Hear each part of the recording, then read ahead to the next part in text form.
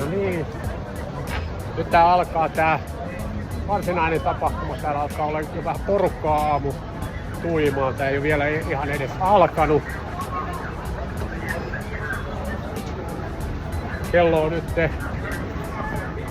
Kello on vasta 8:30. Tää alkaa tunnin päästä. Täällä on jo nyt niin paljon porukkaa, että ehkä vähän hermostuttaa. Ehkä pitää mennä syömään jotain aamiaista. Söin kyllä justiin aamupalan tuossa äsken, mutta ehkä joku pieni torttu tähän väliin voisi tehdä rauhallisen mielen. Okei, nyt ollaan täällä aamupalalla, mutta täällä on pikkasen täyttä. Katsotaan, ehkä tätä tilaa alkaa pikkuhiljaa kohta syntyä. Mä tiedän, mulla on tässä nyt 2 näitä passiikin, että kumpaa tarvii mihinkä. Ehkä se selvii tässä. No niin, tuli tähän ulos vähän haukkaa happea ja kohta menossa tonne keynote-puheenvuoroon.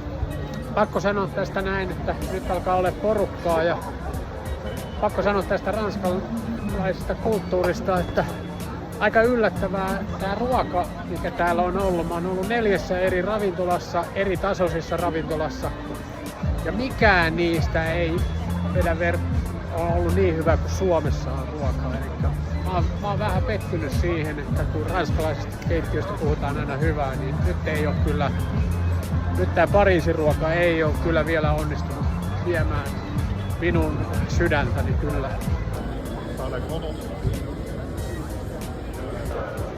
Luulin pääseväni helposti tässä turvatarkastuksesta läpi. Ei tarvitsisi jonottaa, mutta onhan tässä niinku heti seuraava jono ja ei pääse edes kiilaamalla ohi. On niin tarkkoja. Okay, second day this NVIDIA GTC Expo. I'll be joining to keynote speak soon. NVIDIA CEO Jensen Huang is about to present that keynote speak, so it will be 2 hours. Maybe we will have that link in our post, but you can check it full there. Okay, I go to see if there's something to drink and eat before going there. No niin, kurssipäivä takana, työpajat käyty, lopputentti läpästy, saatu sertti. Eli niiltä osin kaikki hyvin. Oli vähän vaikeita tehtäviä, mutta pienellä niin kuin mietinnällä niin kyllä niistä selvittiin. On ihan mielenkiintoista. Aika paljon oli porukkaa siellä, varmaan 50 tyyppiä. Pieniä teknisiä haasteita oli saada nämä klusterit, eli GPU-klusterit toimintaan, että saatiin nämä kaikki tekoälymallit toimimaan, mutta pienen odottelun jälkeen lähti toimimaan. Oikein hyvä fiilis ja ei muuta kuin jatkuu tästä.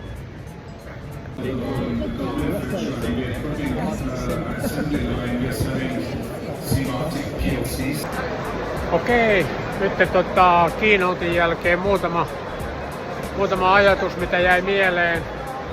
No, NVIDIA ja Mistral AI on ainakin tekemässä yhteistyötä ja perustamassa AI-pilveä Eurooppaan, josta sitten presidentti Macron ja NVIDIA-toimitusjohtaja sopivat tänään myöhemmin lisää.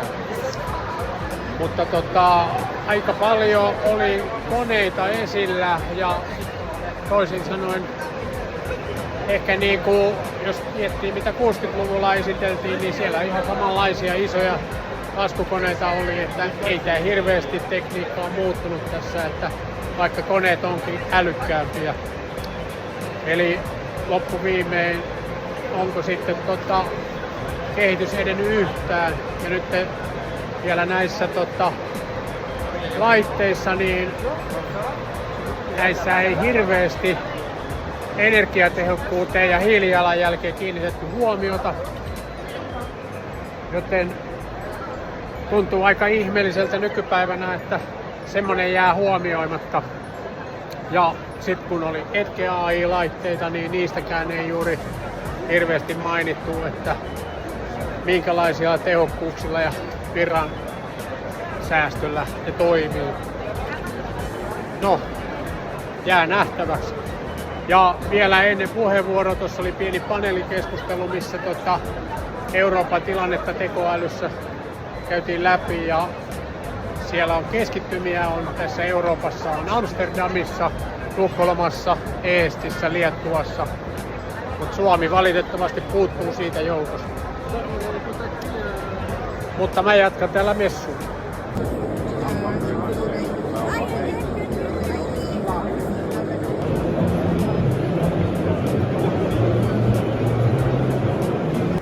Okei, nyt tuli pikkasen tänne syömään. Tässä on tämmöiset hienot sushi-palat.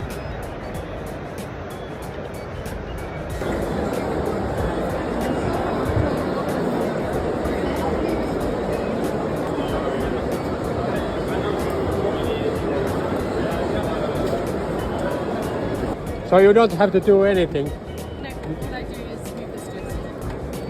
Okay, and it walks with... Yeah, You don't have to move your legs? I'm not moving my legs. Okay, okay. That's nice. The device is meant for people with a mobility issue to walk. So it's not made for carrying loads. It technically could, but we're actually doing security so that if you're trying to carry a very heavy load, it will tell you no, that's not the purpose of it. Okay, So okay. technically Only it's possible. moving human. It's mobility. I can't walk at all. I'm paraplegic, I'm paralysed. Ah, This okay. helps me be able to walk and stand up. So that's the purpose of this exoskeleton. Yes. Okay, that's amazing. Thank you. Thank you. Have a nice conference.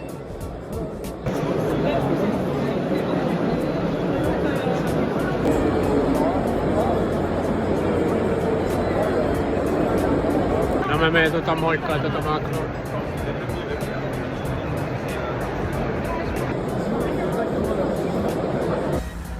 No niin, nyt on viimeinen päivä meikäläisellä menossa tässä GTC Nvidian tapahtumassa ja Vivatekkihän jatkuu vielä 14 päivän saakka, eli lauantaihin saakka, mutta mulla lähtee lento jo tänä iltana ja GTC loppuu tänään.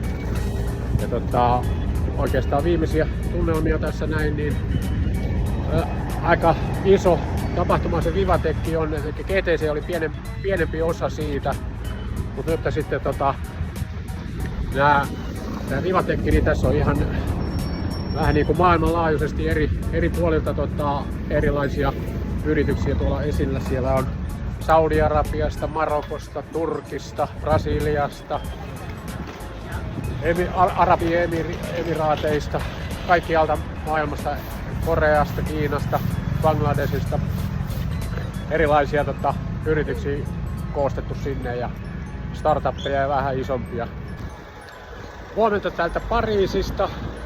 Nyt mä oon itse menossa tänne taustalla olevaan ravintolaan aamupala-tapahtumaan. Siellä on sijoittajille ja startupeille tämmönen varjotapahtuma Amazonin ja Nvidian järjestämä. Siellä varmaan sijoittajat ja startupit keskustelee sitten mahdollisesta yhteistyöstä. Menen sinne kuuntelemaan mahdollisesti yhteistyötä myös solmimaan. Mutta katsotaan siitä tapahtuman jälkeen, miten käy. Heippa! Täällä on aika paljon näitä ruokakojuja. Tässä on kaiken näköistä. On tanskalaista hodaria, on Mr. Croffia, Angiolo, en tiedä mikä on, vohveleita, on jotain korealaista,